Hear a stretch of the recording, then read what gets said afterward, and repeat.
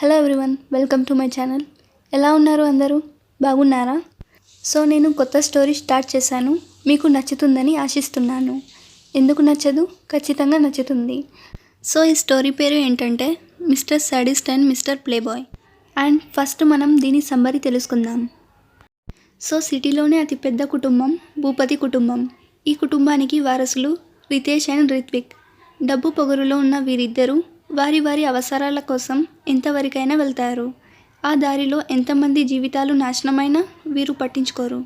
అలాంటి వీరి జీవితాల్లో వచ్చిన ఇద్దరు అమ్మాయిలు వీరితో ఎలా ఆడుకున్నారు? అమ్మాయిలకి వీళ్ళు చేసిన ద్రోహం ఏమిటి? వీరి మీద పగతో వచ్చి వీరి జీవితాలలో అడుగుపెట్టిన అమ్మాయిలు వీరిపై పగ సాధించారా? లేక వీరితో ప్రేమలో పడి ఆ పగను ప్రేమగా మార్చుకున్నారా? వీరి పగ ప్రేమలకి ప్రేమ్ కుమార్ ఎలా సహకరించాడు? అసలు ఎవరి ప్రేమ్ కుమార్? వీళ్ళకి సహాయం చేయడం వల్ల అతనికి వచ్చే లాభం ఏమిటి? ఈ కథలో తెలుసుకుందాం. సో పదండి ఇక కథలోకి వెళ్తే, గవర్నమెంట్ టెండర్ ఆఫీస్ ముందు అన్ని ఛానల్స్ వాళ్ళు అక్కడ జరిగే టెండర్స్ గురించి న్యూస్ టెలికాస్ట్ చేస్తూ ఉన్నారు. న్యూస్ రీడర్ న్యూస్ చూస్తున్న ప్రేక్షకులందరికీ మరింత క్యూరియాసిటీ పెంచే విధంగా మాట్లాడుతుంది. అది సాధారణంగా జరిగే ఒక మామూలు గవర్నమెంట్ టెండర్కి వీళ్ళు ఎందుకు ఇంత హడావిడి చేస్తున్నారని అనుకుంటున్నారా? మీరు అలా అనుకుంటే పప్పులో కాలేసినట్లే. ఇది అతి సాధారణమైన టెండర్ కాదండి. దీనికి ఒక ప్రత్యేకత ఉంది.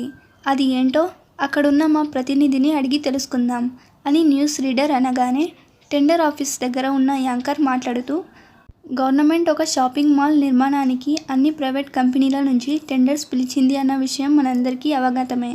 అయితే ఇందులో ఒక ప్రత్యేకత ఉంది. అదేంటంటే రియల్ ఎస్టేట్లోనే నెంబర్ 1గా ఎదిగిన భూపతి రియల్ ఎస్టేట్ కంపెనీ నుంచి ఈ ప్రపోజల్కి టెండర్ రావడమే ఇందులోని ప్రత్యేకత. అవునండి, మీరు విన్నది నిజమే. ఎన్నో పెద్ద పెద్ద ప్రాజెక్టులను అందుకున్న భూపతి రియల్ ఎస్టేట్ కంపెనీ ఇప్పుడు తన స్థాయికి అతి చిన్నదైన ఈ ప్రాజెక్ట్ కోసం పోటీ పడుతుంది. ఆ కంపెనీ CEO బిజినెస్ టైక్వాన్ అయిన మిస్టర్ రిత్విక్ భూపతి ఈ ప్రాజెక్ట్ యాక్సెప్ట్ చేద్దామని ఫిక్స్ అయి టెండర్ వేశారని విశ్వసనీయులు ఇచ్చిన సమాచారం అని అంటుండగా 10 ఆడి కార్లు అక్కడికి వచ్చి ఆగాయి. అందులో నుంచి బాడీగార్డ్స్ దిగి మధ్యలో ఉన్న కార్ చుట్టూ నిలబడ్డారు.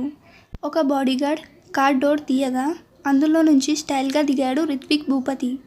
అతను వస్తుంటే అందరూ భయంగా పక్కకు జరుగుతున్నారు. అది చూసి, ఏంటి అతన్ని చూసి అందరూ అలా తప్పుకున్నారు అని పక్కనున్న అతన్ని అడిగాడు ఒక అతను. మరేమనుకున్నారు? రిత్విక్ భూపతి అంటే అతన్ని చూస్తే భయానికి భయం వేసి దాక్కుంటుంది అని అన్నాడు మరొకతను. అబ్బా, అతను అంత పోటుగాడా? అడిగాడు అతను. పోటుగాడా తొక్క, షాడిజానికి మరో పేరు పెడితే అది రిత్విక్ భూపతి. ఇతనికి ఎవరైనా ఎదురు వెళితే వాళ్ళ చల్తీ గల్లంతే అని అన్నాడు మరొకతను. టెండర్ ఆఫీస్లోకి రిత్విక్ వెళ్ళగానే అక్కడ ఉన్న వాళ్ళందరూ రిత్విక్ని చూసి ఎవరి దారి వాళ్ళు వెళ్ళిపోతున్నారు. అలా బయటకు వస్తున్న వాళ్ళని చూసిన యాంకర్, ఏంటి సార్, ఇంకా టెండర్ పూర్తి కాకుండానే మీరు బయటికి వచ్చేశారు అని అడుగుతుంది. రిత్విక్ భూపతి ఎంటర్ అయ్యాక ఎవరైనా సరే తప్పుకోవాల్సిందే కదా అని చెప్పి అక్కడి నుంచి వెళ్ళిపోయారు వారంతా. ఒక 5 మినిట్స్ తర్వాత టెండర్ రిత్విక్ కంపెనీకి వచ్చినట్లు అనౌన్స్ చేశారు అక్కడున్న ఆఫీసర్స్. దాంతో వాళ్లకు థ్యాంక్స్ కూడా చెప్పకుండా ఎంతో యాటిట్యూడ్తో తన మేనేజర్కి ఫార్మాలిటీస్ చూడమని చెప్పి బయటికి నడిచాడు. అలా బయటికి వెళ్ళి కార్ ఎక్కబోతుండగా రిత్విక్ దగ్గరికి వచ్చిన మేనేజర్ సాగర్, సార్, ఈ ప్రాజెక్ట్ కోసం మనం ఎంపిక చేసుకున్న ల్యాండ్ని ఆ ల్యాండ్ ఓనర్ అమ్మను అంటున్నాడు సార్ అని కంప్లైంట్ ఇచ్చినట్లు చెప్తాడు సాగర్. అమ్మను అంటే అలా వదిలేస్తారా? భయపెట్టో బెదిరించో ల్యాండ్ సొంతం చేసుకోవాలి కానీ అని అన్నాడు రిత్విక్. అన్ని రకాలుగా ట్రై చేశాము సార్, బట్ అతను దేనికి లొంగడం లేదు అని సాగర్ అనడంతో, సరే అతని దగ్గరికి కార్ పోని, నా స్టైల్లో నేను మాట్లాడతా అని అన్నాడు రిత్విక్. రిత్విక్ అలా అనడంతో ల్యాండ్ ఓనర్ దగ్గరికి తీసుకువెళ్ళాడు సాగర్. మరోవైపు రంగనాథ్ MRO ఆఫీస్లో క్లర్క్గా పనిచేసి ఈ మధ్య రిటైర్ అయ్యాడు. ఈరోజు అతని కూతురు పెళ్ళి. రండి ఆ పెళ్ళికి వెళ్ళి పెళ్ళి చూసి నూతన దంపతులకు ఆశీర్వదించి వద్దాం. రంగనాథ్ది అతి సామాన్యమైన కుటుంబం. నీతి నిజాయితీ అనేది అతని నరనరాల్లో ప్రవహించడం వలన, ప్రభుత్వం ఉద్యోగి అయినా ఎటువంటి లంచాలు తీసుకోకపోవడం వలన పెద్ద ఆస్తులు ఏమీ సంపాదించుకోలేదు. అతనికి ఉన్నదల్లా తాత ముత్తాతల నుండి వచ్చిన ఒక ఇల్లు, ఒక ల్యాండ్ మాత్రమే. అతని కూతురు చాలా అందంగా, చూడడానికి తెలుగుదనం ఉట్టిపడేలా ముద్దుగా ముచ్చటగా ఉంటుంది. అమ్మాయిని తీసుకురండి అని పంతులు గారు చెప్పడంతో చేతిలో కొబ్బరి బొండం పట్టుకొని సిగ్గులు మొగ్గులు వేయగా ఎర్రగా మారిన బుగ్గలతో తల వంచుకొని నెమ్మదిగా వచ్చి పెళ్లి కొడుకు పక్క పీట మీద కూర్చుంది ఆమె. సరిగ్గా అప్పుడే రిత్విక్ వాళ్ళ కార్స్ ఆ పెళ్లి మండపం ముందు ఆగాయి. కార్ దిగిన రిత్విక్ అక్కడ జరుగుతున్నది చూసి, ఏంటి సాగర్ ఇదంతా అని అడిగాడు. ఈరోజు రంగనాథ్ గారి అమ్మాయి పెళ్లి సార్ అని తడబడుతూ చెప్పాడు సాగర్. సర్లే, ముందు నువ్వు వెళ్ళి ఆ రంగనాథ్ ఎక్కడున్నాడో చూసి ఇక్కడికి తీసుకురా అని ఆర్డర్ వేశాడు రిత్విక్. సరే సార్ అని రంగనాథ్ దగ్గరికి వెళ్ళి విషయం చెప్పి అతన్ని రిత్విక్ దగ్గరికి తీసుకొని వచ్చాడు సాగర్.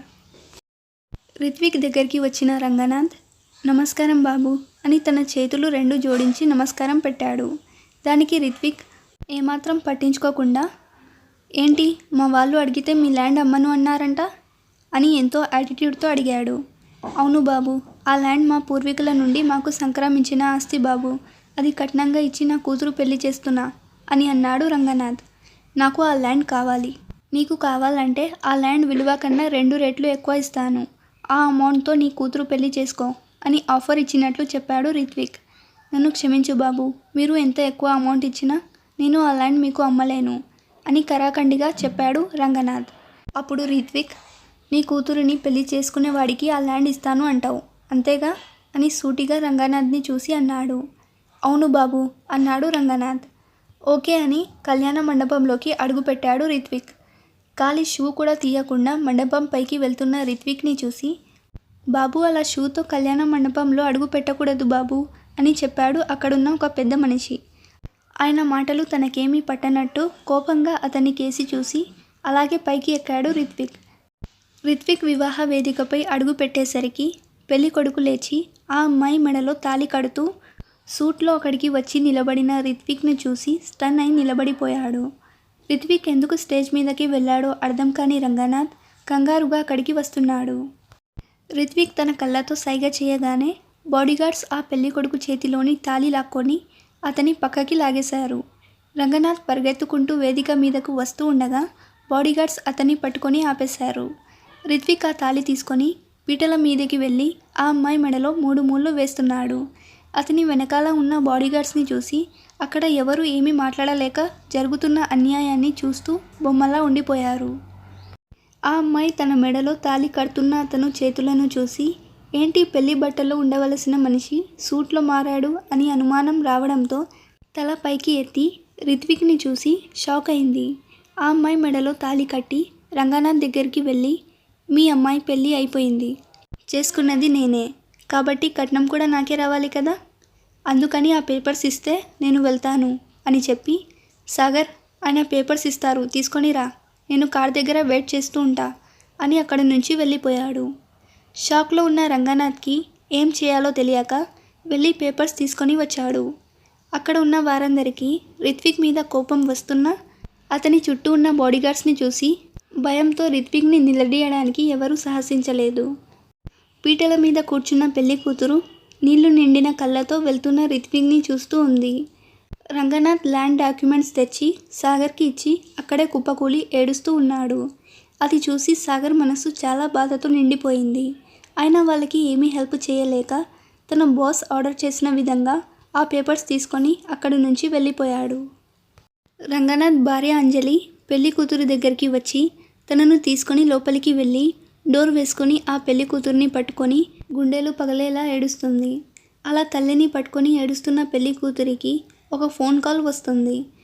ఆ ఫోన్ లిఫ్ట్ చేసిన ఆ అమ్మాయి షాక్ అయి తను ఎలా ఉందో కూడా చూసుకోకుండా ఆ పెళ్లి బట్టల్లోనే పరిగెత్తుకుంటూ కంగారుగా ఎక్కడికో వెళ్ళింది.